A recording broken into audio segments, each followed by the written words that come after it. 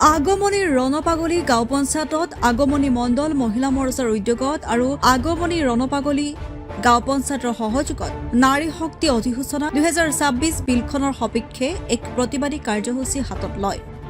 এই প্ৰতিবাদী কাৰ্যসূচীত শ শ মহিলা একগোট হৈ কংগ্ৰেছ মুৰ্দাবাদ, মহিলা বিৰোধী দল হুঁচিয়াৰ, নাৰী শক্তি জাগিছে জাগিব, মহিলাসকলৰ 33% আসন সংৰক্ষণ কৰিব লাগে আদি কৰি বিভিন্ন শ্লোগানেৰে পৰিৱেশ উত্তাল কৰি তুলিছে।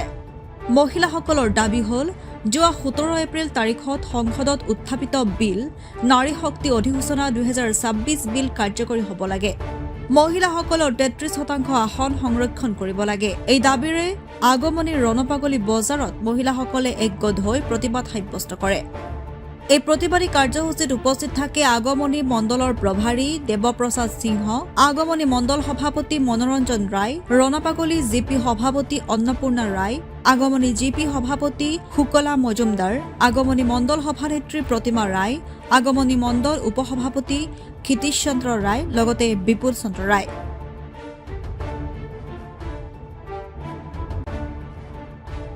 নমস্কাৰ, মই প্ৰথমে আগমনী মণ্ডলৰ সভাপতি আৰু এই সভাপতিয়ে হিচাপে মই আপোনাৰ ৰিপৰ্টাৰক মই ধন্যবাদ জনাইছোঁ। আজি আমাৰ ভাৰতীয় জনতা পাৰ্টীয়ে নাৰী সংৰক্ষণৰ 33% যে সিটৰ মানে যিকোনো ঠাইত যে নাৰীক 33% মানে কি দিব লাগে, সংৰক্ষণ দিব লাগে, এইটো অকল বিৰোধী কংগ্ৰেছ আৰু বেলেগ দলে কৰিছে। কিন্তু আমি ভাৰতীয় জনতা পাৰ্টী আমাৰ নাৰীক সন্মান জনায় আৰু আগতো জনাইছে, এতিয়াও জনাব। গতিকে আমি সকলো নাৰী একগোট হৈছে যে যদি দুনাই আমাৰ নাৰী সমাজক কংগ্ৰেছে এনেকৈ প্ৰতাৰণা কৰে, কিন্তু নেক্সটত আমাৰ নাৰী সমাজ জাগিছে, একদম বিৰোধীক দলিয়াই পেলাই একদম ব্ৰহ্মপুত্ৰত পেলাই দিব। এই কথা আমাৰ নহয়, এই কথা নাৰী সমাজৰ কথা। তো গতিকে দুনাই যাতে এই 33% যাতে ভাৰতীয় সংবিধান মতে নাৰীক সংৰক্ষণ দিয়ে, এইখিনিয়ে নাৰীৰ আছিল ন্যায্য দাবী। আৰু এই ন্যায্য দাবীৰ পৰা যিয়ে বিৰোধীয়ে মানে প্ৰতাৰণা কৰিব, তাক একদম ব্ৰহ্মপুত্ৰ দলিয়াই পেলাব বুলি এই নাৰী সমাজে কৈ দিছে। যোৱা 17 এপ্ৰিল তাৰিখত ভাৰতবৰ্ষৰ সংসদত যি ভাৰতীয় জনতা পাৰ্টীয়ে যি অধিনিয়ম উপস্থাপন কৰিছিল, সেইখন হৈছে নাৰী শক্তি বন্ধন অধিসূচনা 2026। সেইখন অধিসূচনা মতে যে নাৰী আগুৱাই লৈ যোৱাৰ কাৰণে, ৰাজনৈতিকভাৱে সামাজিকভাৱে সবলীকৰণ কৰাৰ কাৰণে, নাৰী শক্তিক আগুৱাই লৈ যোৱাৰ কাৰণে যি প্ৰচেষ্টা ভাৰতীয় জনতা পাৰ্টীয়ে কৰিছে, তাৰ বিৰোধিতা কৰি চক্ৰান্ত কৰি সেই অধিনিয়মখন আইনত পৰিণত হোৱাত বাধা দিলে সেইটো হৈছে কংগ্ৰেছ দল। আৰু কংগ্ৰেছ দলে সদায় ভাৰতবৰ্ষৰ যিকোনো উন্নয়নৰ ক্ষেত্ৰত বাধা দান কৰি আহিছিল। আমি অনাগত দিনত ভাৰতবৰ্ষৰ স্বাধীনতাৰ পিছৰ পৰাই দেখিছোঁ। এতিয়া দেখিলে যে ভাৰতীয় জনতা পাৰ্টীয়ে নাৰীসকলক, ভাৰতবৰ্ষৰ নাৰী সমাজক আগুৱাই লৈ যাই আছে। আৰু নাৰীক যদি আমি সঠিক ৰূপত উপস্থাপন কৰিব পাৰোঁ আৰু নাৰীক যদি সঠিক ৰূপত আমি সবলীকৰণ কৰিব পাৰোঁ, আমাৰ সমাজখন সমৃদ্ধিশালী হ'ব, দেশখন শক্তিশালী হ'ব।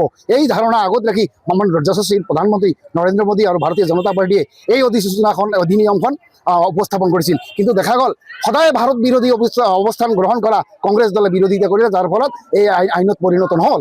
কিন্তু আজি নাৰী সমাজে ইয়াৰ বিৰুদ্ধে সমগ্ৰ ভাৰতবৰ্ষৰ লগত আমাৰ এই ৰণপাগলী কেৱল নহয়, আগমনী মণ্ডলৰ বহুত নাৰী সমাজ আগুৱাই আহিছে যে আমাৰ নাৰী সমাজক প্ৰতাৰণা কৰা ভাৰতীয় জাতীয় কংগ্ৰেছ দলক এক শিক্ষা দিয়াৰ কাৰণে অনাগত দিনত প্ৰস্তুত আছে।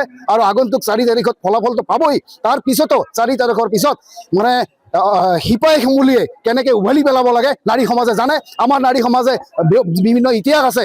আমাৰ যিসকল নাৰী শক্তি অনাগত দিনত সতী সাধিনীৰ পৰা আৰম্ভ কৰি যিসকল কনকলতা আদি কৰি মীৰাবাইৰ পৰা আদি কৰি যি নাৰীসকলে যি নিদৰ্শন দেখাই গৈছে, সেই নিদৰ্শনেৰে আমাৰ নাৰী সমাজ আগবাঢ়ি আহিছে। আপুনি বাৰু হাড়ৰ সমস্যাৰ কাৰণে পাটনালৈ যাবলৈ চিন্তা কৰি আছে নেকি? এতিয়া আৰু চিন্তা নাই।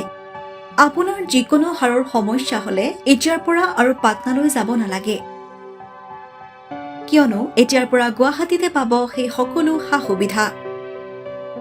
গুৱাহাটীৰ আমিনগাঁৱত অৱস্থিত Patna orthopaedic and multi speciality হস্পিটেলত কম খৰচতে পাব সেই সকলো উন্নত মানদণ্ডৰ চিকিৎসা সেৱা, য'ত অভিজ্ঞ চিকিৎসকৰ দ্বাৰা সম্পন্ন কৰা হয় বিভিন্ন ধৰণৰ হাড়ৰ অস্ত্ৰোপচাৰ। বৰ্তমানলৈকে 3000তকৈও অধিক ৰোগী সুস্থ হৈছে। हमारे हॉस्पिटल में ऑर्थोपेडिक्स से रिलेटेड हर तरह का इलाज जैसे कि joint replacement, trauma surgeries, spine surgeries, इलिजोरोब सर्जरीज और की होल सर्जरी जिसको आर्थ्रोस्कोपी कहते हैं, उसका इलाज संभव है। উন্নত মানদণ্ডৰ সা সুবিধা থকা হস্পিটেলখনত আছে 3টাকৈ VIP ৰুম, 11টা কেবিন, জেনেৰেল ৱাৰ্ডত আছে 12খনকৈ বিচনা তথা 7খনকৈ বিচনাযুক্ত ICU। তাৰোপৰি এই হস্পিটেলখনৰ ভিতৰতে আছে ফাৰ্মাচীৰো সা সুবিধা।